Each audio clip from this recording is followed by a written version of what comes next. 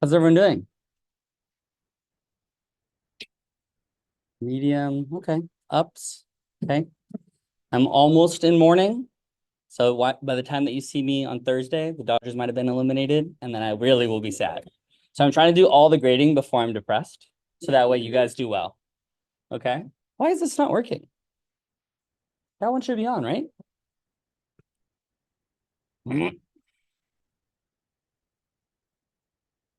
Cool. Cool, cool, cool. Cool, cool, cool.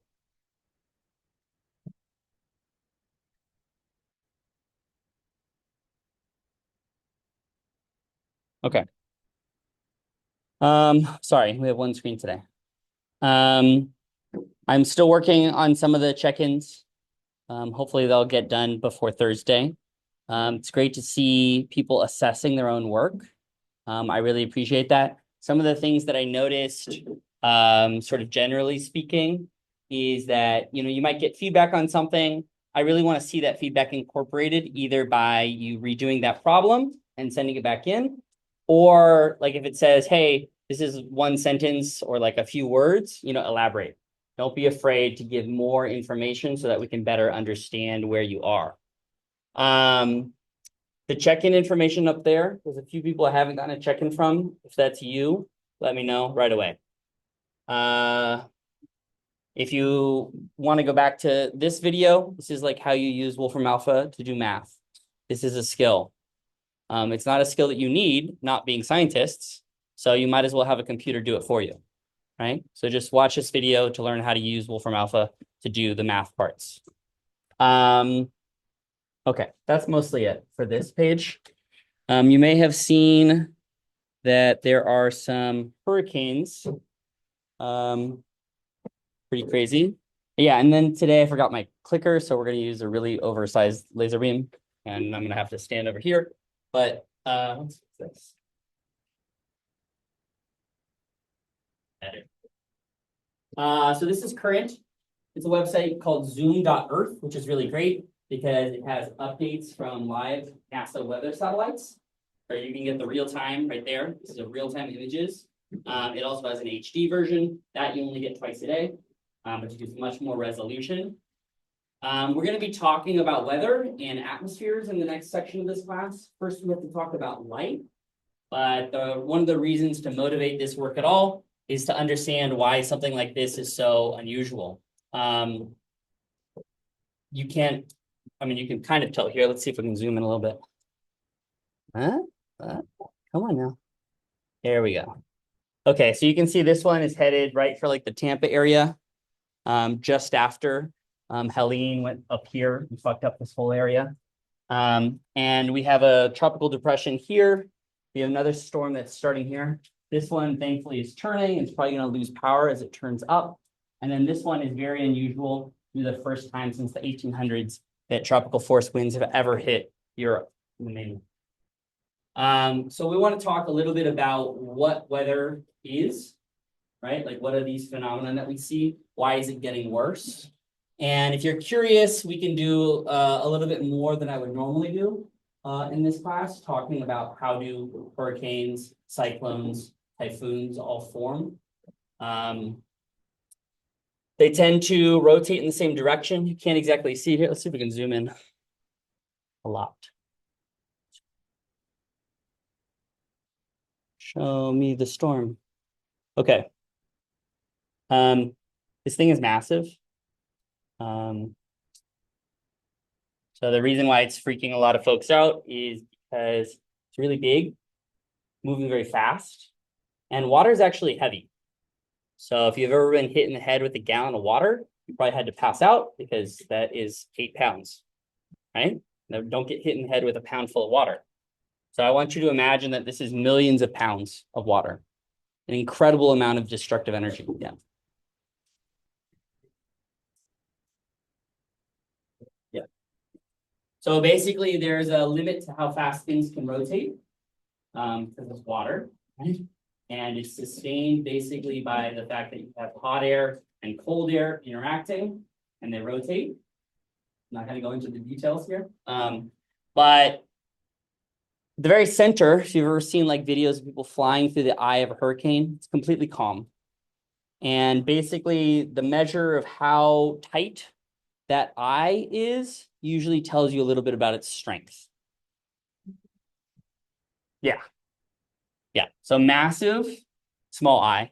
And I think the maximum it got to was like 180 miles an hour. Right. So every drop of water moving at 180 miles an hour, it's not like, oh, fun rain. It's like destroys things. Right? Yeah. So rising ocean temperature, Yeah. Yeah. The top of the ocean. So this entire Gulf of Mexico is unseasonably warm. And when things are warm, they evaporate more. You have more water in the air.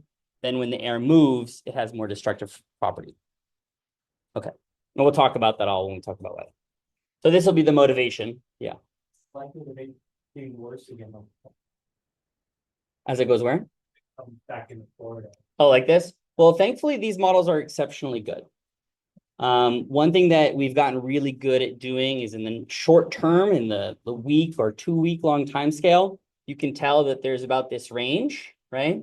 And if you go back and you run the simulation backwards, you can see that it started here and it's pretty much staying on track with the location, but not always the speed, right? So it's developed much faster than people thought it would, but the whole system can be projected as far as like, it's going to lose power going over here. Now I say that, but Helene didn't. So if you're only taking the most recent hurricane, this could be very bad for Tampa. But if you are willing to consider all of the hurricanes that it's predicted this year that have been right, then it's not so bad. I mean, it's bad. It's like 15 feet of storm surge in this region, but it's not like 180-mile-an-hour winds, which is much worse. Okay, and then you understand why the storm surge happens? People know why waves happen. Waves are the result of wind. So wind pushes the top of the water. So like when you stand in a pool and you splash your friend. No one's ever done that? Stand in a pool, splash. Okay, splash your friend. You pull the water with your hand, right? And you can splash them. That's what a wave is. So the wind is doing that, but we are the friend. Right? So in this particular circumstance, the hurricane here, all of the wind, and I can actually show this here with the wind simulation. Let's put that on, please. Come on. Okay. So this will show you wind gusts. And as you can see, they're all rotating counterclockwise around the eye. And what you can see in here is this is drawing wind back, right? And so you're thinking, oh, that's great. That's going to pull the waves away from the shore. But as this moves in, it's going to bring a wall of water on the right side that's going to smash into the entire coast, starting from the southern part all the way. Okay. Yeah, sorry. Maybe not as fun as normal. Sometimes you have fun stuff happen in class and sometimes it's devastating. Okay. Oh,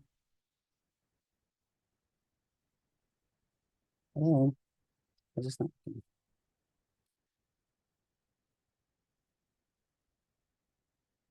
All right.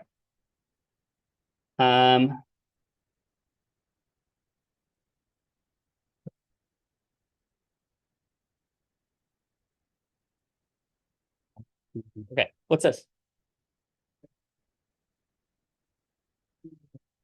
Visible light. Some people would say, cousin would say, a rainbow. Good, I'll take both answers, right? So this is the technical definition, which would be a spectrum of light. Now that doesn't mean anything to you yet necessarily, but what this is showing you is all of the light that we are using right now, visible light, broken into its colors, broken into the rainbow. Okay, and then there's weird stuff on it. No, they're not posted. I forgot about that. I was creative. I'll be better. We'll see. I'll set an alarm and it'll just go off 30 minutes before calls. What are the dark lines?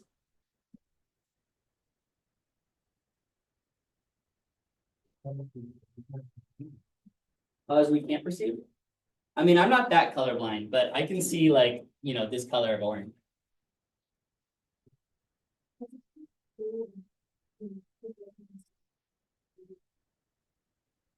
Interesting. Yeah, so this is a star, in fact. And these lines that you're seeing in here, these are atoms and molecules in the atmosphere of the star. And what they do is they absorb light at specific colors, and then you get what's left over. So the sun makes all of these colors, and this is absorbed by a certain element. This is absorbed by a different element. This one over here is absorbed by sulfur. And so we can figure out what's inside of an object by the light that it gives off. So this technique is called spectroscopy. And the thing that you create is the spectrum, right? Okay. Does anyone know what star this is? What? Yeah, it's the sun. Okay. Okay, so let's talk about light. Come on now. All right, what is light?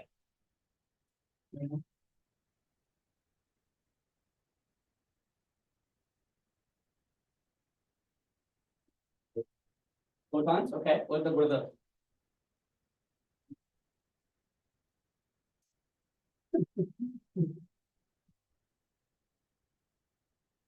So light is a form of energy.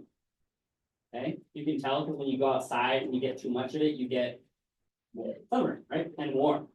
Ideally, you get warm. That's the nice part.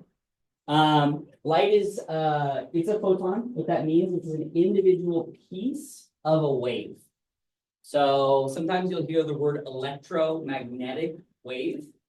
And what that means is that both electricity and magnetism are doing this. Okay. And then it goes woo to your eyeball. And that's as far as we're going to get into it, because you would have to take a couple more classes. Okay. If you're interested, we can like discuss it in more detail. But basically, it's the only thing that can propagate outside of a medium. And what am I saying when I mean that? Right now, you hear me, hopefully. And you can hear me because I am creating pressure, pushing on the air. The air goes, those little variations, they touch little cells in your ear, and your brain turns that into signal. Those are sound waves, compressions of the air that your brain can pick up. Similarly, if I'm underwater and I start moving my hand, fish can tell because they can feel the water getting compressed and expanding. Okay, those are waves in water. And you've seen, maybe you drop a stone into the water and you see the surface ripple. Electromagnetic waves or light do the same thing, but there's no medium necessary for their travel. Because in the emptiness of space, there's nothing to wiggle. Right? The light is the only thing that exists in space. You ever watched a show, there's a big explosion, and you can hear the explosion in space? It's wrong. Okay? There's no sound in space, there's nothing to carry the sound in space. Okay. Probably also not a lot of fire, but that's a different question. All right, so we're going to use light. It's our primary method of telling everything.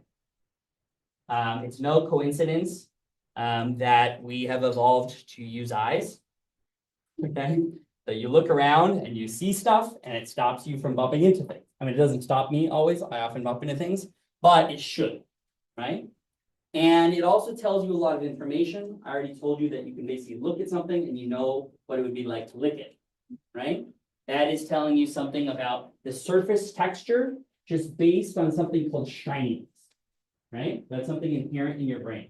You also know when something is hot, right? And you know you shouldn't touch it, hopefully. How do you know when something's hot? It burns you? Okay, that's after you've touched it. How can you use your eyes to tell whether or not something's hot? Red or orange. It's red or it's orange when it shouldn't be. So an orange that's orange, fine. But if you saw a banana and it was glowing, you'd be like, oh, that's sketch, right? Okay. And I want to understand this thing too, right? So let's say it's summer in California. It's great. I didn't do any work. I just at the beach the whole time and I got burned. Why does that happen from the sun, but not when I cook? Yeah. Yes. Yes. That's correct, but this is like a hypothetical. Yeah, you're right, you got it, okay.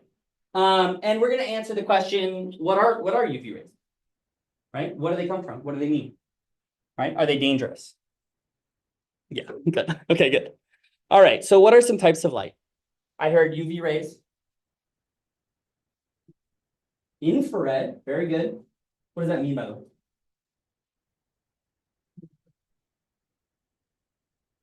Right, but can you think of an example where you use it? Snakes do it, very good. That's the one I like to use. Oh, TV. What? TV. They do have an infrared sensor. Yes, your TV remote works on an infrared sensor. That's correct. What about a heat camera? You ever use like when you played a video game and they have like a heat sensor? That's what infrared light is. Right now, I am glowing with a snake from my own light. My nose is cool, and so there's a big brown spot here, and this is bright red to a snake. Not, I mean, maybe for me too. Okay, any other types of light? Yeah. X-rays. X-rays. Yes, that's a form of light. What is that good for? Your bones. See your bones, right? It sees hard things and it goes through soft things. Anything else?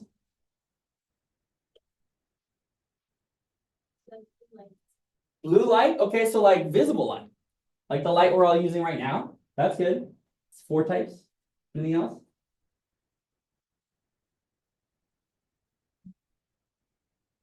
Yeah. Gamma rays. Famous example. What's gamma rays do? Makes the Hulk, right? Everyone knows that. Okay. Did it really make the Hulk? No. What happens if you get blasted with gamma rays? You die. That's correct. Do not attempt to get gamma rays. Will not help you. Anything else? Yeah.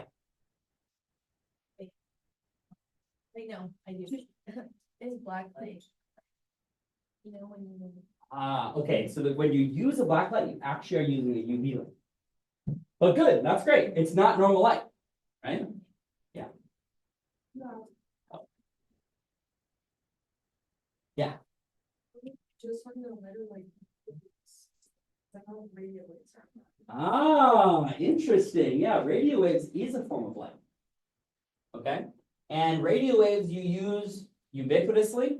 If you have a computer open and you have checked the internet, you are using radio waves. What about like the night light on your computer that makes it all like yellow? Yeah, that's a filter that we use on visible light. But we'll talk about visible light as well, and we'll talk about how color works today. Right? Like how do we see color? And for folks who don't see color, why not? Okay. Okay, we're missing a couple here. Last call. All right. So microwave is a type of light right here, famously known for warming up your food. And, oh, we said gamma rays. Oh, maybe we only missed one. Let's go. Okay.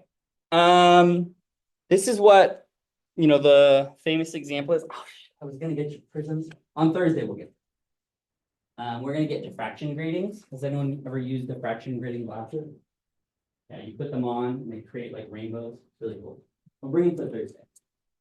So what you see here is you start with white light in a bowl.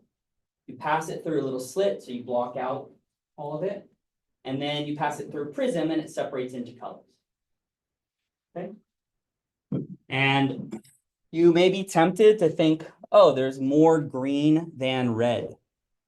You may be tempted to think there's more purple than green. That's incorrect. This is what your eye can see. This is not the truth, right? The important thing to remember is the world around you is moderated by our experience and our capabilities.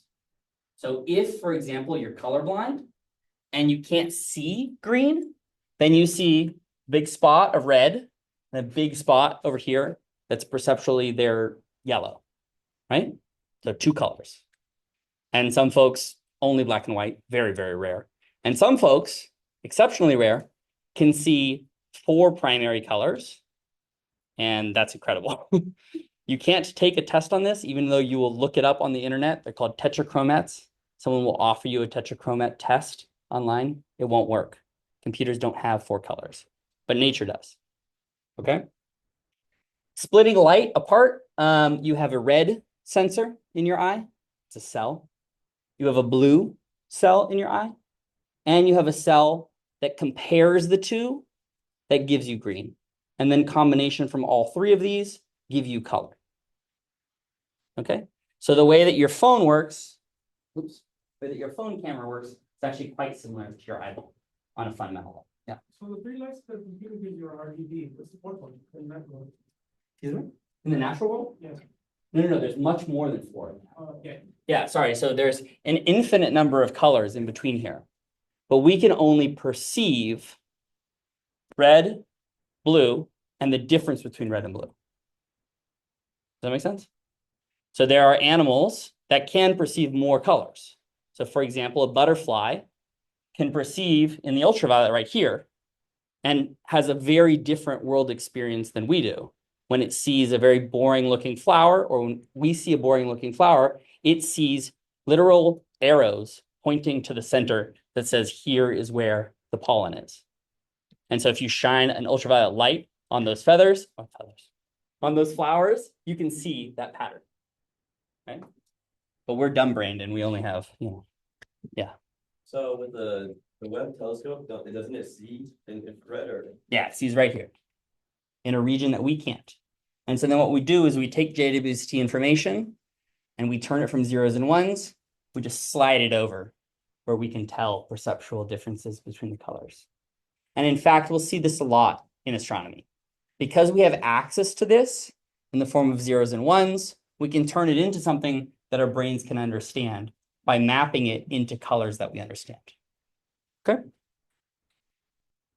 Cool. All right, this is called the electromagnetic spectrum. This is all of the light in all of its types. On the left hand here, you have waves that are bunched up very close together. Okay, these are called high frequency waves, like gamma rays, and then X-rays, and then ultraviolet. We live right there. That's all we have access to. You have infrared and radio. You kind of have access to infrared through heat, but that's like a cheat, right? You like put your hand next to something, you can feel the infrared, but you can't see it, right? Okay. Comparisons for scale here. How big are these pieces of light? For radio waves, they can be as large as a football field.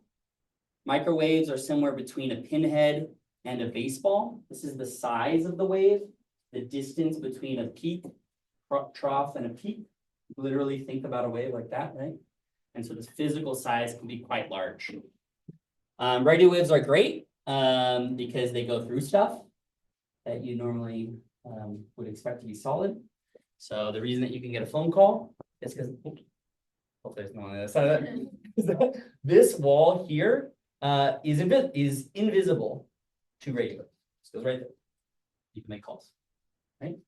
But if you put too much concrete, then suddenly you can't make calls anymore. Great example of that is being in a tunnel. You've been in a tunnel, phone goes dead. Or if you're like in a metal cage, like an elevator, your phone doesn't work anymore. Same reason. Okay. This is infrared light. So about the size of an animal cell. Bacterium is slightly small, visible light is slightly smaller than a bacteria. And then over here, you get down to really, really small wavelengths of light, and it can be as small as the size of a hydrogen atom. I'm just going to show you one more thing here. Forget frequency. You don't have to memorize wavelength. You don't have to memorize anything. There's just a few takeaways. I'm going to leave all the slides. If you're interested, you can like dig into them in your own time. It's fun stuff. But that you're going to start seeing this and you're going to start falling asleep. I don't want that. Okay. This is the part that I care about, is the energy.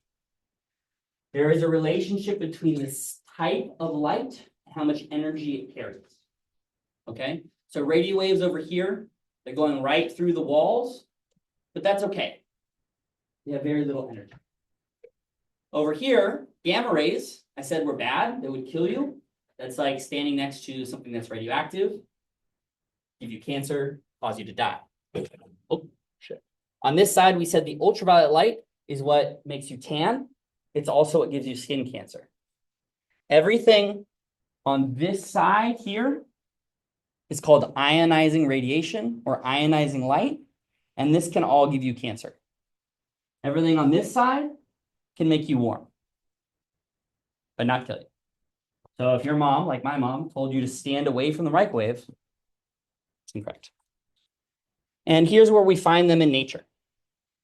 So these sources of light we find all over the galaxy. So down here, they have these things called gamma ray bursts. They're just bright sources of gamma ray. We're like, whoa, that's weird. Show up out of nowhere. Around a black hole, when one star is being eaten by the black hole, you can produce lots of X-rays. In the top of the sun, you get a lot of ultraviolet. Of course, we see, thanks to the sun. And then stars and planets that are forming, they give off infrared light. That's why JWST is so good at observing them. And then if you go way far out, the edge of the observable universe is in microwave. Not like cook your food microwave, but like that is how far light has been stretched. We can talk about that if you're interested. And then you can see entire galaxies in the radio. Okay, here's the picture of light as a wave, right? It literally is a wave, goes up and down. I'm going to skip over a lot of these slides, I promise. So don't read that. Well, you can read that. That's wavelength. That's the distance between peaks. Don't read the rest of it. Don't read frequency. We don't care about that. But what we do care is that all light travels at the same speed. There's a speed of light that each of the types of light we talked about, whether it's gamma, whether it's radio, they don't care. They're all traveling at c. This is fast. 3 times 10 to the 8 meters per second.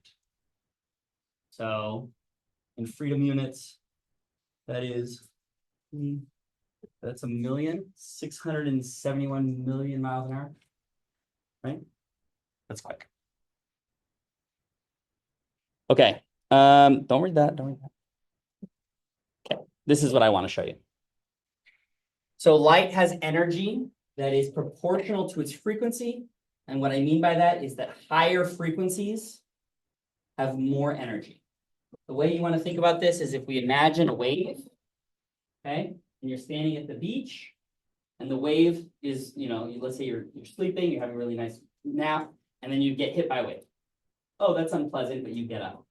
Whereas if you were to get hit by tons of waves all at once, you would be quite uncomfortable, maybe rolling around, right?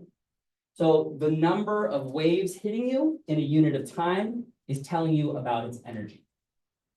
Does that make sense? Okay.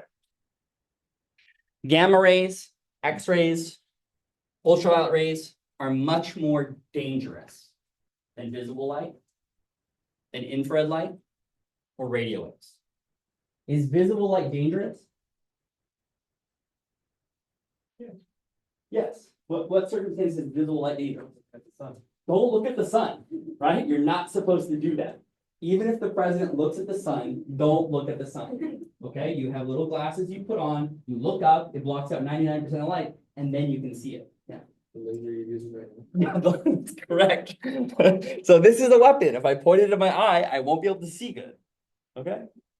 Also, if like you say the lens, like you see guys like they're polarized or not, so it's like perfect. Yeah, we won't get into polarization as much, but it is really like if you have nice glasses, polarization can cut down types of light that comes in. Yeah. But usually those are good for like, for example, if you fish can like see under the water because it gets rid of the polarization. Yeah. So I can like concentrate the light from the sun, so like make it like a burning gray. Yeah. So you can take these like mirrors and you can literally take sunlight and melt rocks. Anyone ever seen that? Yeah, like the TVs, the old TVs. Yeah. The big CRTs, yeah.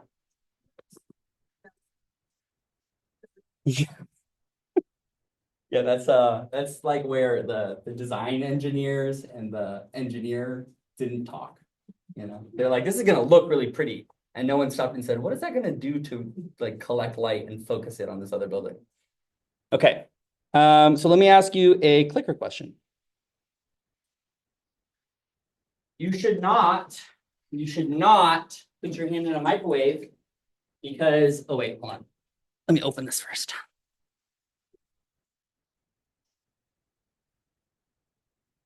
Because A, you'll get skin cancer. B, your hand will catch on fire. C, your hand will get warm. D, you'll turn into the Hulk. Or E, you can if you want, it's not dangerous.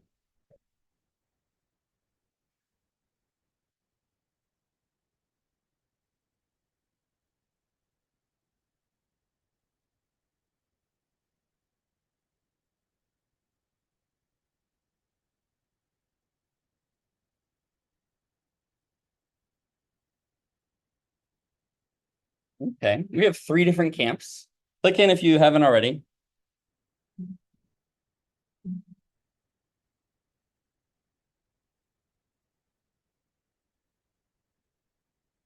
Okay. Interesting. Click in if you haven't had time to do it. So far, we have people in 4 different camps. If you're here or here, I want you to argue with someone from here or here. No one said Hulk. Good. That's a good catch. Definitely not correct. So go ahead and turn to someone who has a different answer than you and see if you can, based on what we've been talking about, convince them of your answer. Or I also heard this in the check-ins a lot. Maybe be receptive to what they have to say, right? Like if they're right, you could be like, oh, okay, I get it. You don't have to convince them if you're not totally sure. Okay. Break.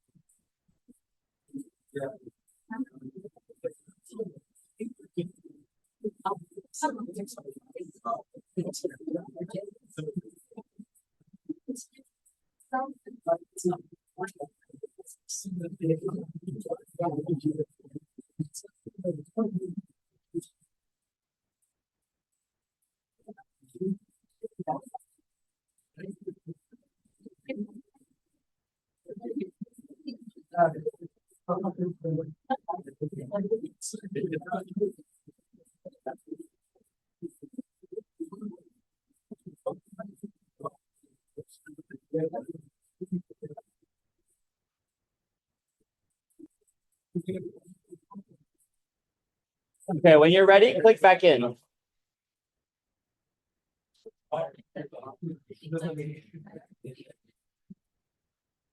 That's like the way or something like. Okay, when you're ready, click back in.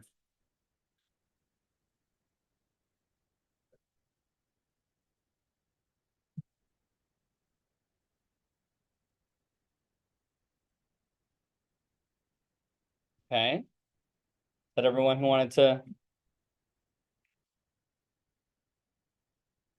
What's the right answer? It's not D. That's the only one it's not. No, I mean, it's, we know for sure, for sure. Who want to defend an answer? Not D.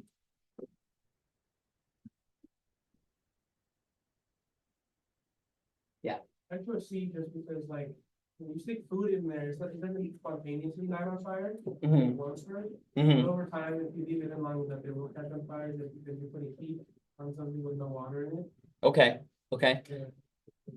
Yeah. Yeah. I mean, if you microwave it for like 40 minutes, right? You're gonna have a bad time. Your hand will definitely get warm. You won't get skin cancer. So I mean, don't hang out by a microwave, but like, yeah, it's fine. Your hand won't catch on fire unless it has rings on, right? Like if you have aluminum foil, you know that catches on fire. So this is certainly the right answer. Your hand does get warm, and it is dangerous. Don't warm up your hand. That's simple. It cooks. The way that microwaves work is that microwaves activate water. So they are tuned to make water do this. Right, so water has an oxygen here and 2 hydrogen. Sorry, I didn't show that. Just imagine that it has like these little things and it makes the hydrogens go like that. And it makes it rotate like that. And as it does that, the thing gets hot. So if there's no water in the object, that energy just goes directly into the rest of it, and all of a sudden it combusts. Well, how would the microwave work? I haven't seen it personally. The ones that I think I've seen is, it works when you close the door, right? Yeah, I mean, okay, but you just jimmy rig it. You can still turn it on. Yeah. Yeah, but it's not flame. So interestingly enough, the question is there enough moisture in your hair that it just warms up I'm not saying do this. Definitely don't do this. But if your hair has moisture in it, it will warm up the water first. Right? Okay. To be clear, don't do this.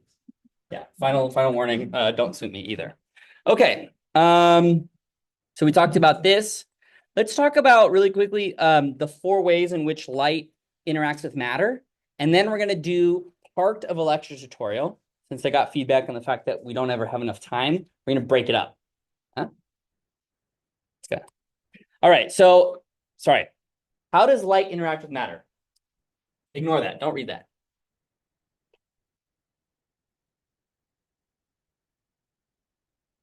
What is matter, by the way? Stuff, goods, yeah. This is matter, I am matter, you are matter, eyeballs are matter, okay. It's very philosophical, but it's true. Okay, so how does light interact with matter? Okay, I heard reflection, example. Like a mirror. So a mirror is a great example of reflection. Good. Absorb, so what would be the example of that?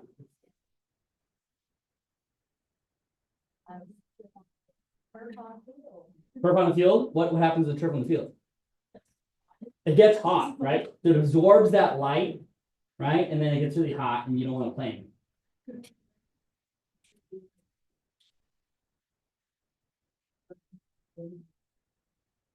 Yeah, so like radiation, like you're thinking like getting tan. Yeah, so getting tan is a form of absorption. Now what happens afterwards, after you've taken those ultraviolet rays, your body's like, oh, let's produce melatonin or melanin and not melatonin, I'll put you to sleep. Let's produce melanin and then your skin changes. But sometimes it breaks apart the DNA and then that DNA goes squirrely and you just cancer. Anything else? Yeah. It can go through things, right? Like what? Yeah. Right? Anything else that we use on a daily basis that I see in this room? Glass. Yeah, glasses, right? Thankfully, there's a material that you can see through, right? Okay. Anything else? Okay. So we have to create light. That's called emission. The opposite of that is absorption. So that is where the light disappears, it gets taken in. Then there's transmission that's going through something, and reflection that's bouncing off something. Okay? What is this an example of? What? Emission. Good. How do I make light there? What is this thing called? A light bulb. Ooh, great idea, right? How did they make this? It's like gas in it and it's heating up the thing in the middle of the light. Yeah, there's a thing in the middle, right? It's called a filament. And so it's a tiny piece of metal. And you make it really hot, and then it glows. How do these work?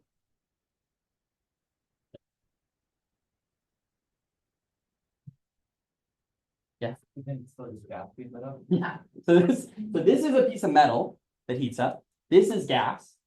And you just heat the gas up, and then something happens, magic, and it makes light.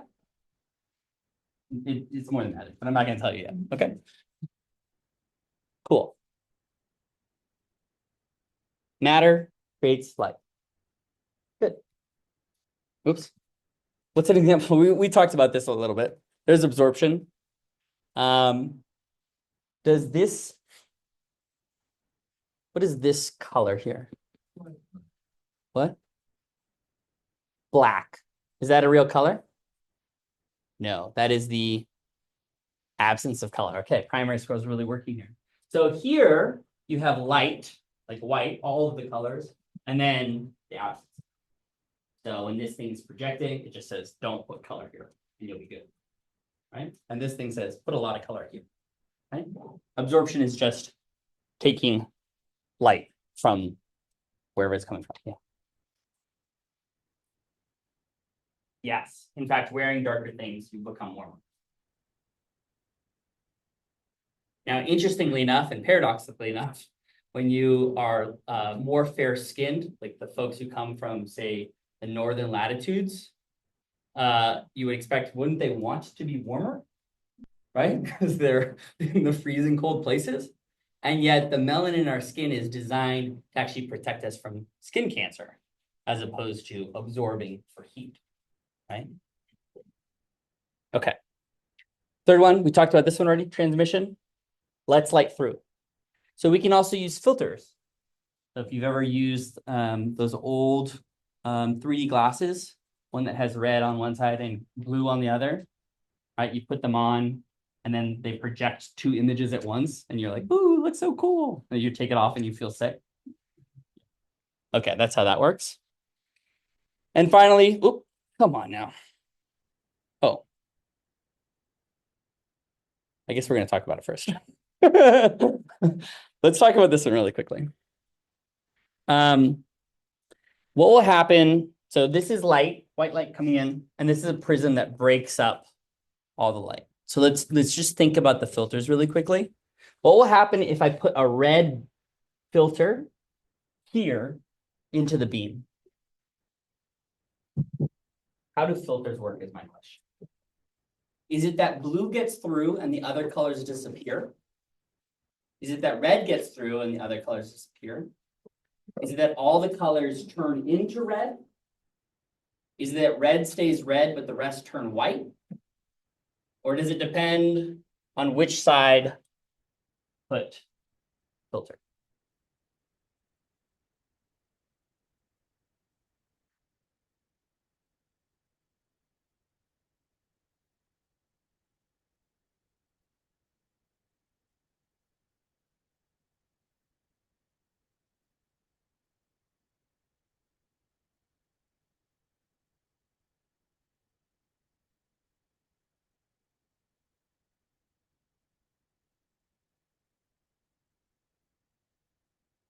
Okay, this is very equal. I don't think I've ever seen it be this equal. They're almost all selected equally. So how do filters work? They don't let stuff through. Okay, so in this particular circumstance, if I have a red filter, say I hold up the red filter, I now will see everyone here as being red, and you will see my face more red than usual. Right? Why? Yeah. It's blocking out all the other colors. So red can get through, but nothing else can.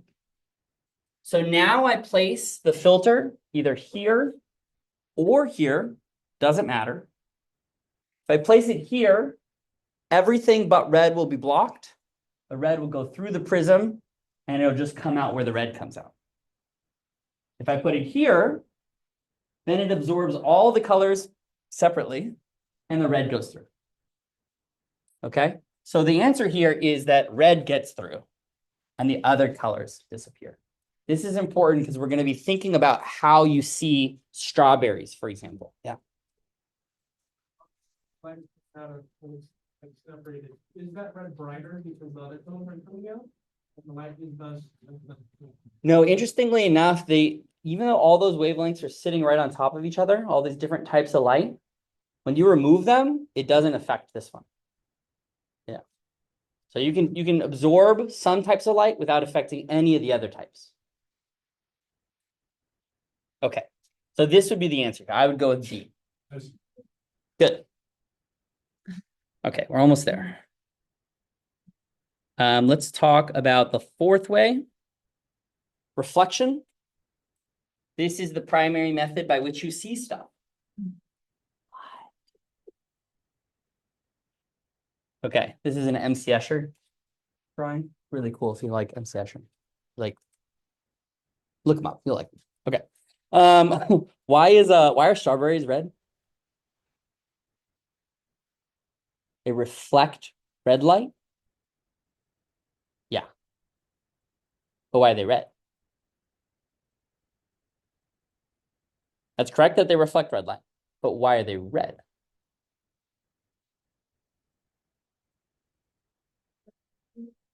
Yeah, that's correct. 100%. No, I'm not disagreeing with you on the red part. The red is right, but the sun is,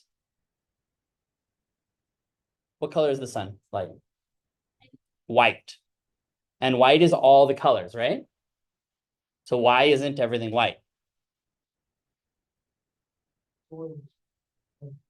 It absorbs other colors, right? Yeah.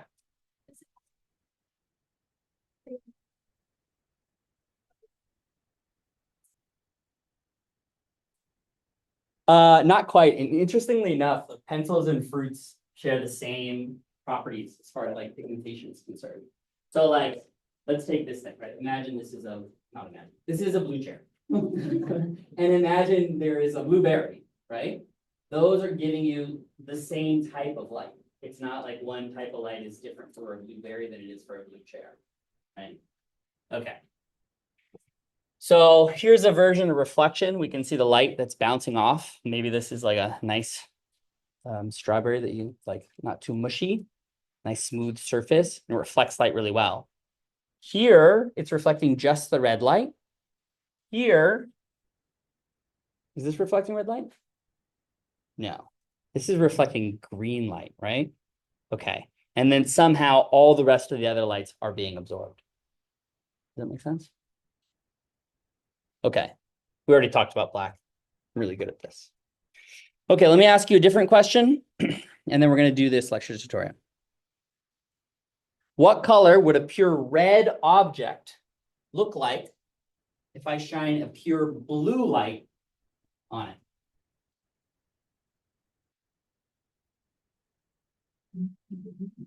Okay, is it red, blue, purple, white, or black?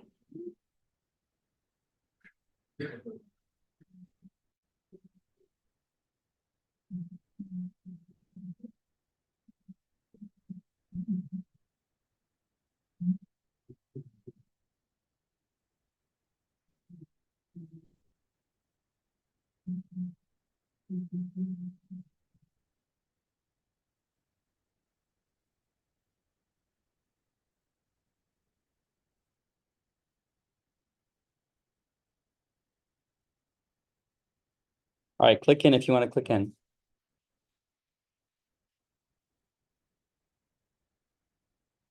Okay, I'd say about 3/4 of you have answered incorrectly. And I was not trying to trick you. So that is a first.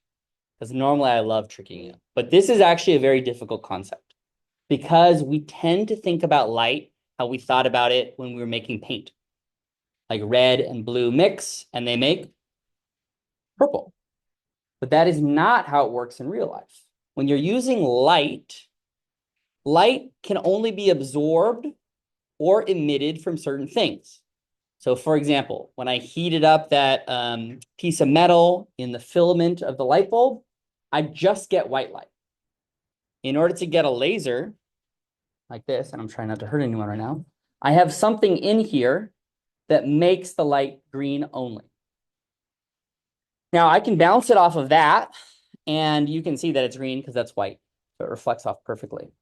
But if I had something that absorbed only green, then you would not see any light come back.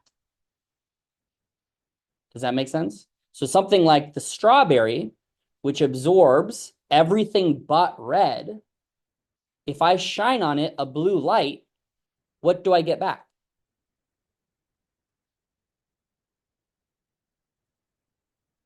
The strawberry hopefully does not emit any light, because that strawberry would be very hot if it did. It is only absorbing colors and reflecting the ones that are its color. So the red strawberry reflects red light and absorbs everything else. Now, if I use a white light, you can see the strawberry. If I use a blue light, it appears what color? Black. Disgustingly, it looks black. Okay, because it's the absence of color, right? So you would see it outlined as something very weird looking, like, oh, that's strange. Okay. All right. Let's try to use these concepts. So there is several parts to this. What is this called? Lecture tutorial. And today we're going to learn about something called black body radiation. This is basically talking about how all objects give off light. The star gives off light, and it gives off different. What? Oh, okay, sorry. Yeah. All right. So we're going to be talking about at first just the spectrum of how light looks. So what does it mean for things to be certain color? So if you can, just try to get through this first part, and then we'll talk on the second page after, after we've done the first page, just raise your hand. Once most people have done, we'll continue, and then we'll try to get to the second page today. We'll see. Okay.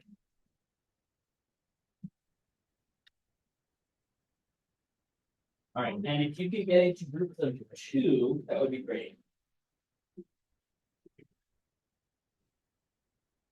Yeah.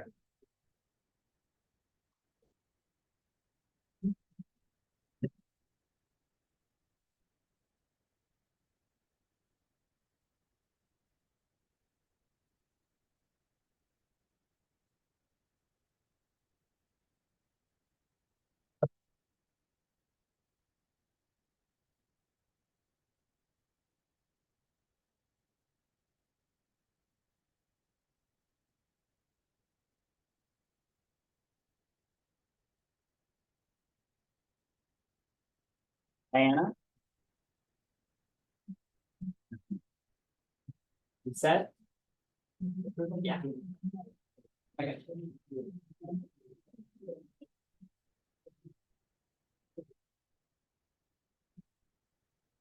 Alejandro? Bro. No. Casey? Omar? Evelyn? There.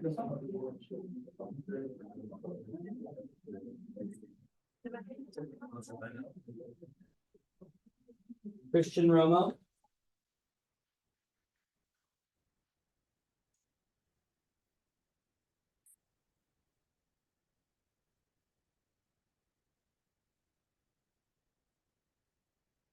Axel? Haley? Do we have extras in the back?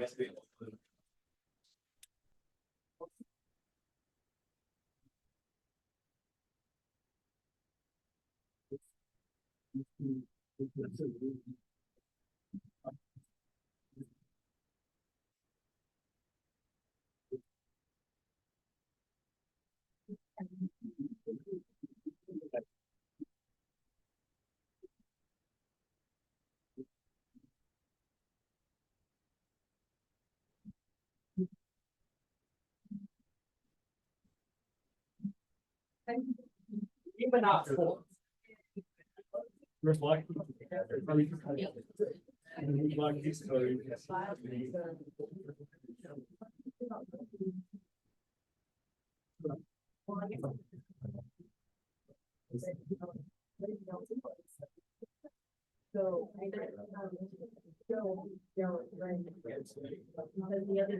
That's all. I'd say that.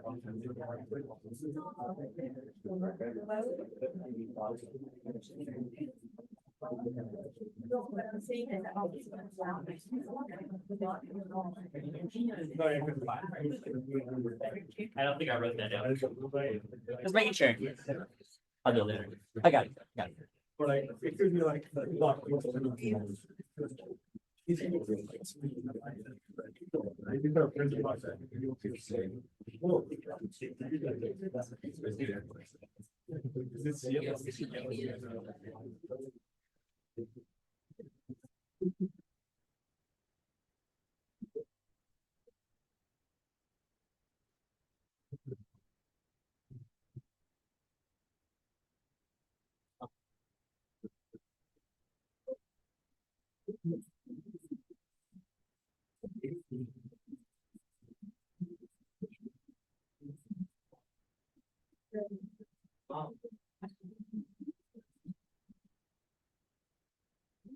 Oh, yeah. The biggest body.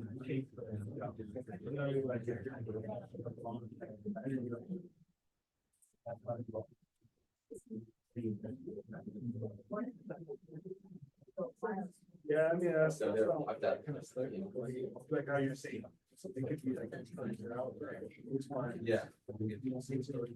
Like. You don't see that much.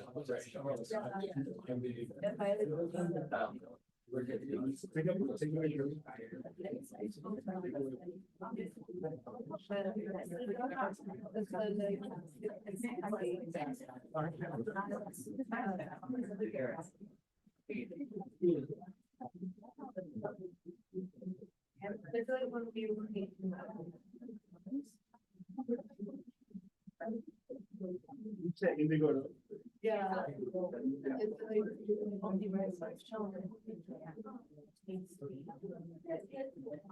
It's like. I guess if we're gonna say this is like, okay, let's get. What color is that?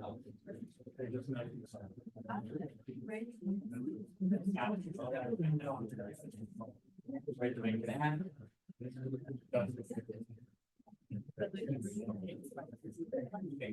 That's important.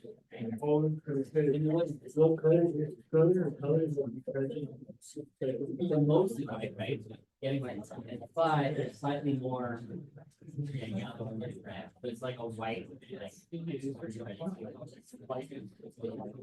Yeah, I mean. Go back to. I'm not good. So what's this? We're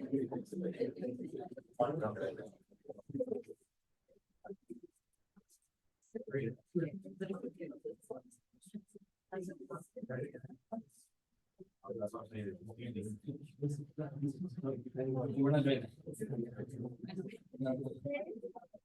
We started to do stuff on red land. But we started books, right? So because this case. Like, cool. This one.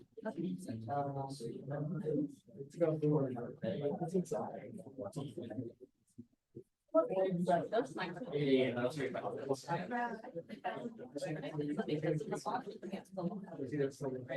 Yeah, so the big thing about black light is you get objects and every single time. Or sorry, every single element we stand up for it. So this is great, right? Let's say you have a rod. It's gonna glow, it's what we're really like, but it'll never give off.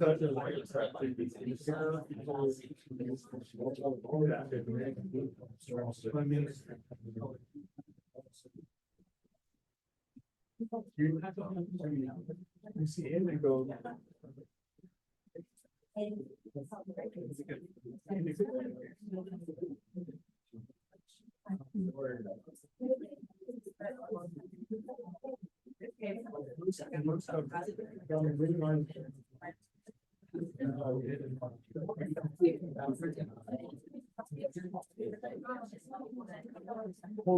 Don't do the second page. Unless you're like really ready to go. We just want to do the first page first. The front. The first page, I would call this the second page. And I call this the third page, and I call this the fourth page. Maybe that's me. But like, yeah, piece of paper, I would understand, yeah. So when everyone's ready, just let me know. Keep going.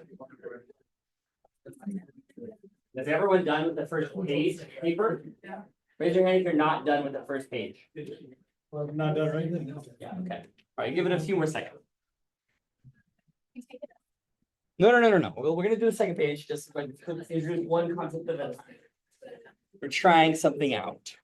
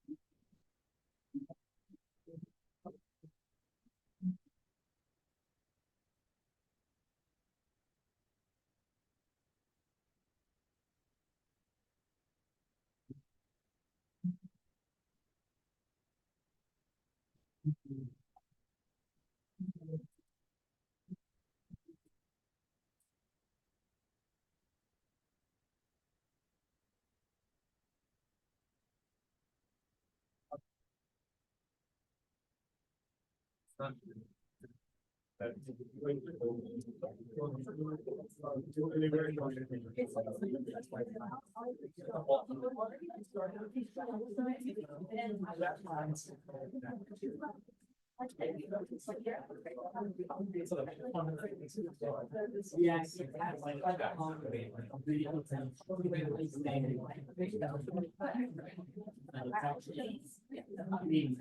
And it's this one.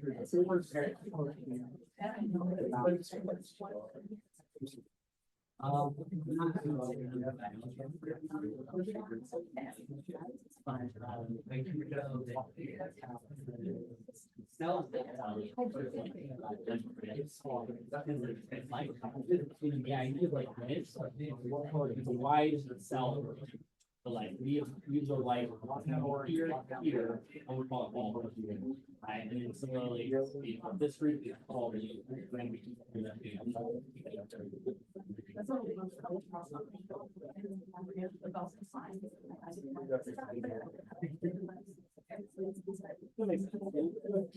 But I mean, that's the thing about learning, right? You have to be wrong.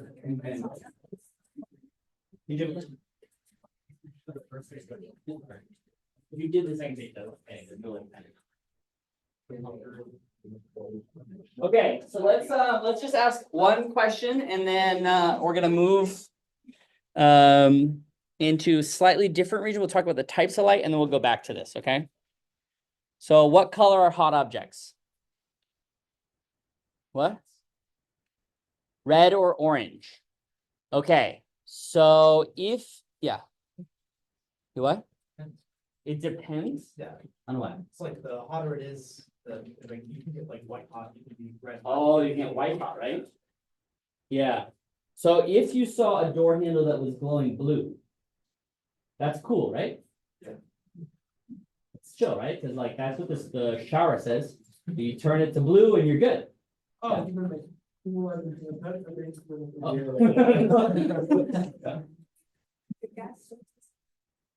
Ah, when you turn on a gas stove, the very bottom of the flame is blue, and then it goes towards orange. Is that true?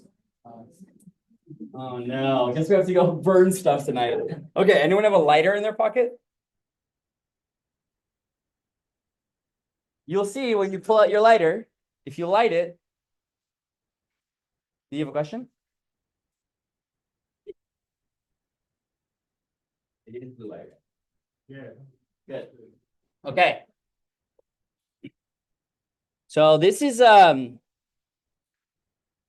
how we connect the ideas of temperature to color. And uniformly speaking, if your thing is hot enough to produce light, you can tell how hot. Okay. So for example, you take a piece of wood, right? You set it on fire. Okay, it's on fire, it's already degrading, right? You know the temperature, and you get some beautiful orange flames.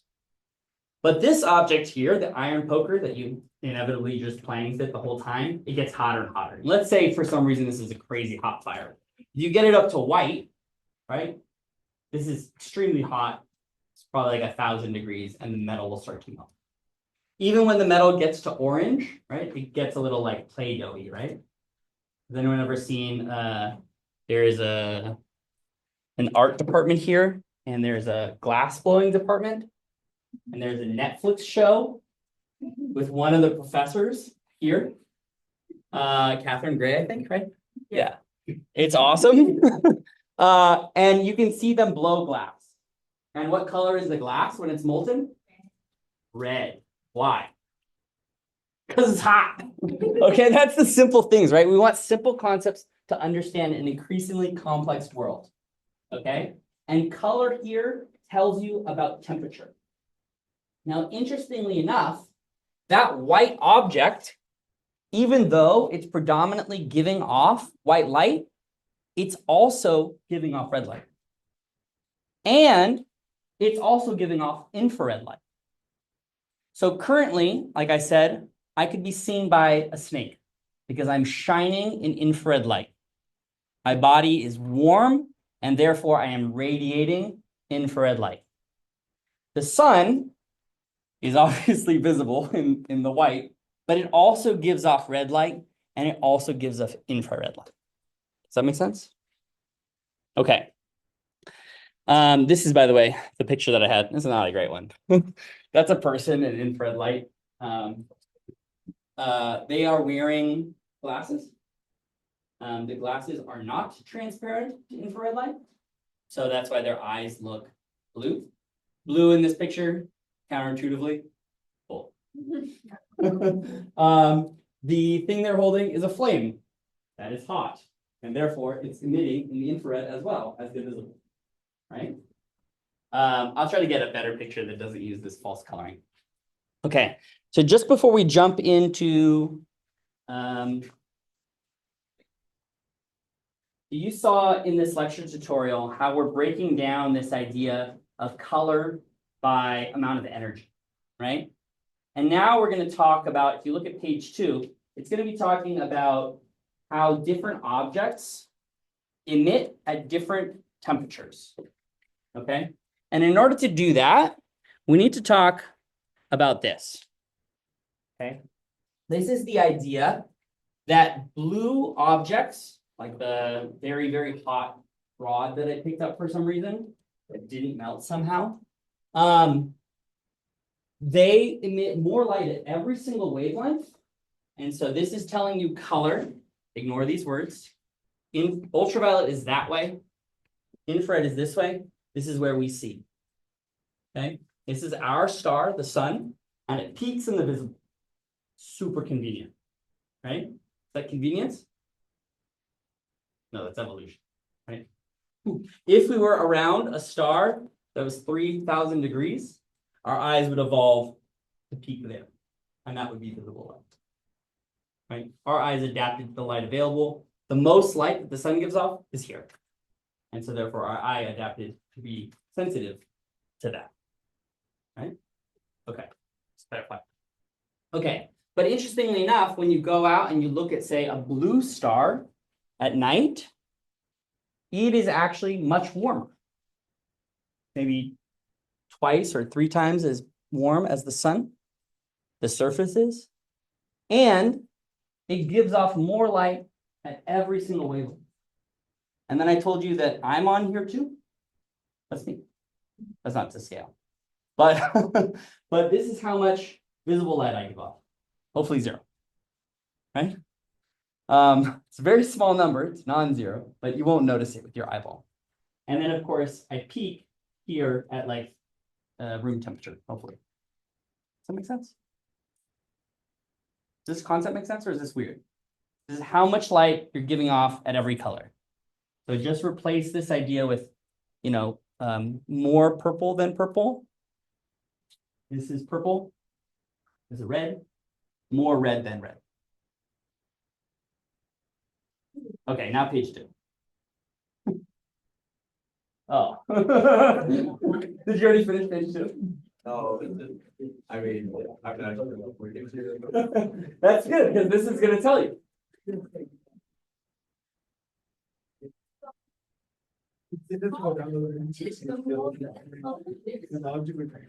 What's that?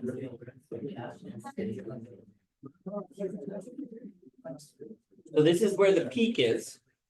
You could be that one. Sorry. Okay, so this is what the peak is. What that means is that this object here, the one that's 3,000 degrees, it produces the most light at this wavelength. But I can only see in here. So what would that object look like? No, that's a question for you. You actually just did this in the first time. Here is how much red it produces. Here's how much blue it produces. So what color is this? Yeah, orangey red. Very good. Perfect. Does that make sense? Okay, good.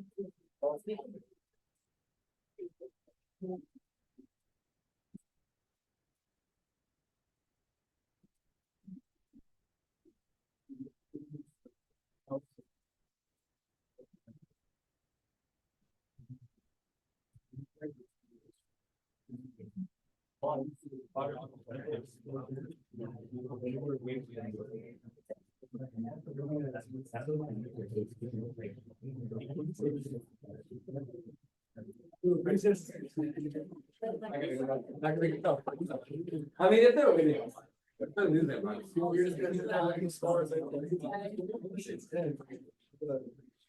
I have 12 years of being hurt in the playoffs.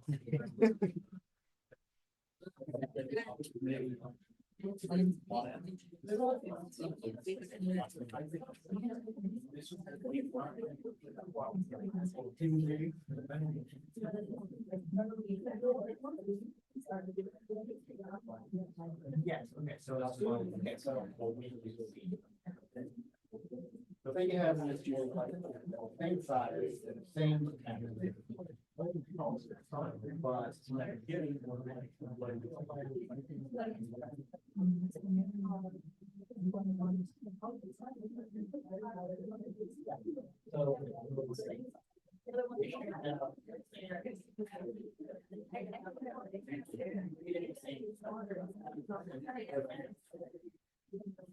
But okay, folks. I tricked you all. It's now 5:15. You're all still interested in working. But before you leave, hold on to your things, you're not done yet. So we're gonna talk a little bit more about some concepts at the beginning of Thursday's class. And then remember who you were with, make sure you write their name down, you'll work with the same person. So don't give them back to me. Don't do it.